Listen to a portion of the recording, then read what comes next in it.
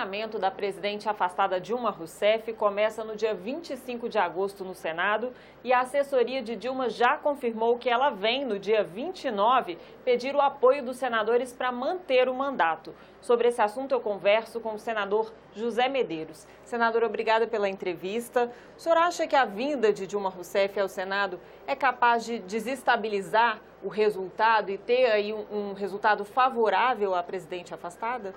É muito difícil, né? A presidente, ela queimou, acho que todas as oportunidades que teve para mudar o curso desse caminho. Aliás, não era nem para ter chegado a esse desenlace. E processo de impeachment, aliás, todo o processo, né? Como dizia Kafka, depois que ele começa, é difícil, a não ser quando você tem uma habilidade ou tem provas irrefutáveis do não cometimento de crimes, né, que não é o caso. A presidente tinha uma ampla base de apoio aqui no Congresso. Ela e o presidente Lula, né, tiveram uma base enorme. Como é que um governo que tem amplo apoio acaba em impeachment? O que explica isso, na opinião do senhor? Primeiro, algumas características pessoais da presidente Dilma. Segundo, aquela coisa que já é uma máxima, é até bíblico. Casa dividida, ela não se sustenta. O PT, foram passando-se os anos e o PT começou, o que na verdade no início foi sentido como talvez uma das causas de sucesso, que era a ampla democracia, tinha várias correntes dentro. Na verdade, essas correntes começaram a brigar depois dentro pelo poder. E essa briga de poder acabou começando a esfacelar esse projeto de poder deles. E isso ficou bem claro quando a presidente Dilma assumiu. Havia ali um compromisso, todo mundo sabe no ambiente político, que havia um compromisso dela ficar apenas 4 anos. E aí depois ela fica 4 anos e resolveu ficar mais. E aí sim, a briga foi mais forte. Já havia uma certa briga.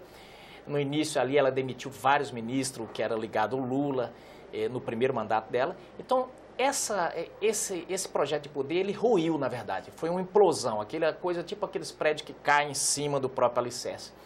É lógico, usa a retórica agora de culpar a oposição, culpar Eduardo Cunha, essa coisa toda. Mas respondendo objetivamente a sua pergunta, realmente é de se refletir. O que levou isso? Então, eu digo, foi implosão. Na verdade, brigaram internamente, e aí brigaram internamente e brigaram com o principal partido do país, resolveram descartar o PMDB. E aí descartar o PMDB, não se tira o PMDB do poder de uma hora para outra, e aí se deram muito mal. Esse componente político, então, ele é mais forte até do que a questão dos decretos e das pedaladas, que são os motivos do crime de responsabilidade de que ela está sendo acusada? Olha, os presidentes, eles cometem crime o tempo inteiro, essa é a grande verdade. Se você for computar os crimes que o governo de Lula cometeu, é uma coisa absurda. Mas o que ocorre? Vai discutir impeachment, por exemplo, do Lula naquele momento, ele em pleno ápice do seu apoio popular e político. A população não aceitava. Eu digo, o processo de impeachment, ele é calcado em ele é lastreado em algumas... Primeiro, vários fatores. Vários fatores. O apoio popular, o cometimento de crime, né?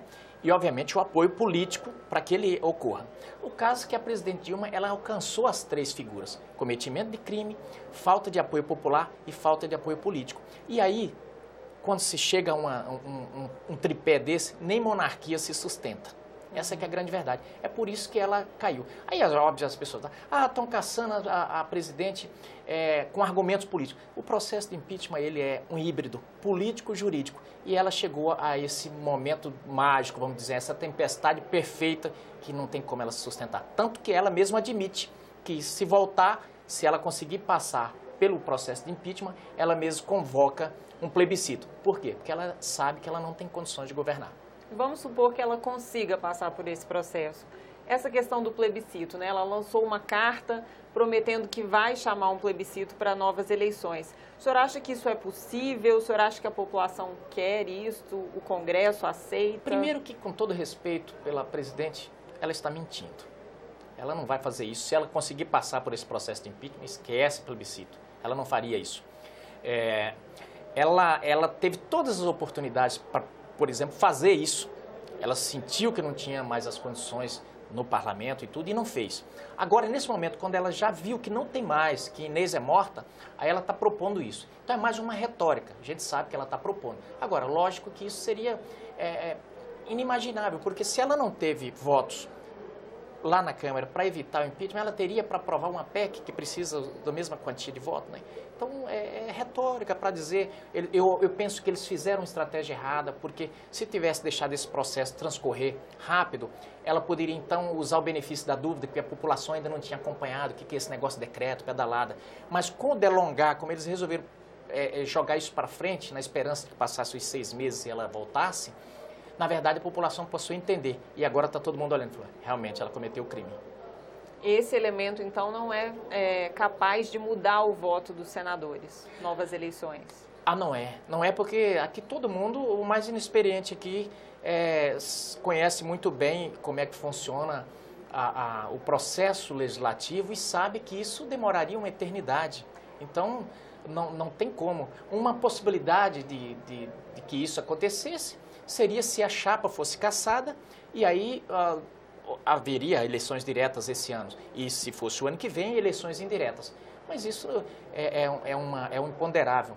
Então, o plebiscito está totalmente descartado. Até porque seria um casuísmo. Veja bem, nós temos uma Constituição que diz que na vacância do presidente assume quem?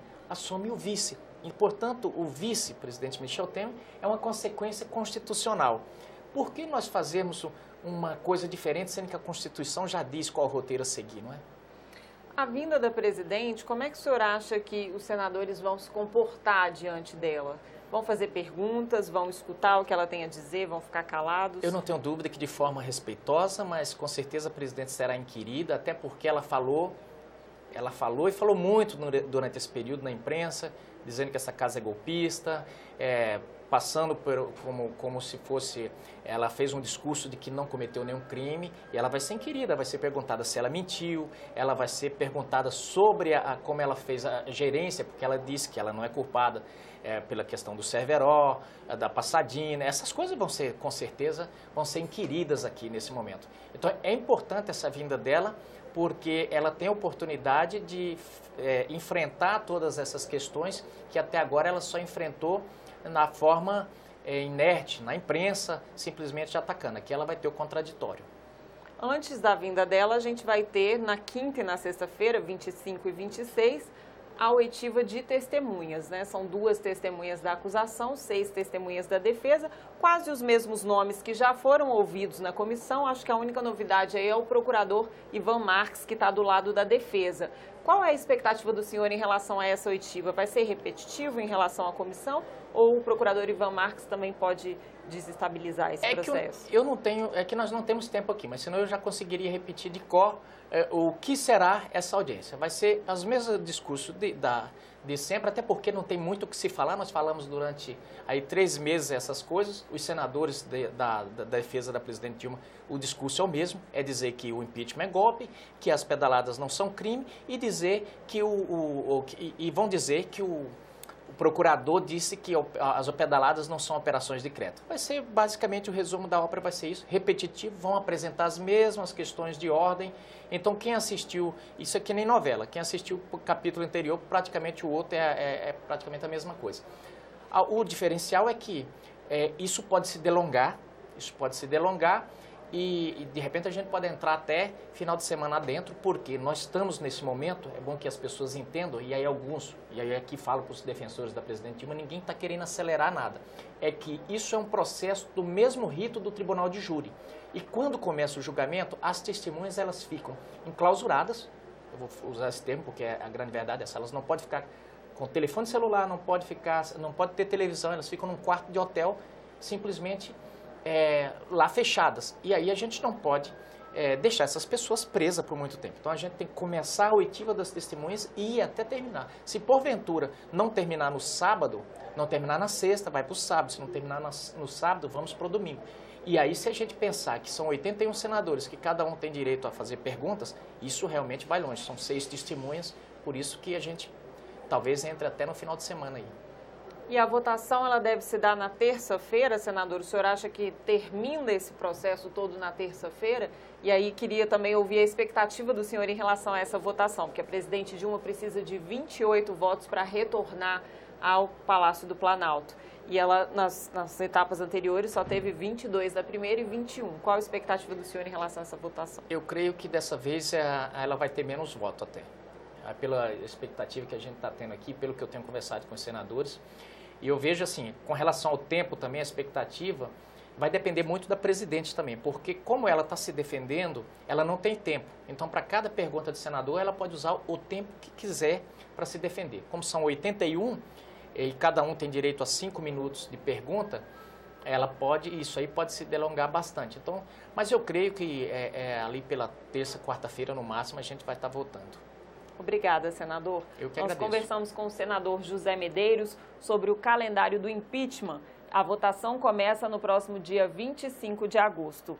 Eu agradeço muito a audiência e se você quer enviar algum comentário ou sugestão ao nosso programa, ligue para 0800 61 22 11. A ligação é gratuita. Ou para rever esta entrevista e outras que fizemos aqui no Argumento, acesse senado.leg.br/TV. Até o próximo programa.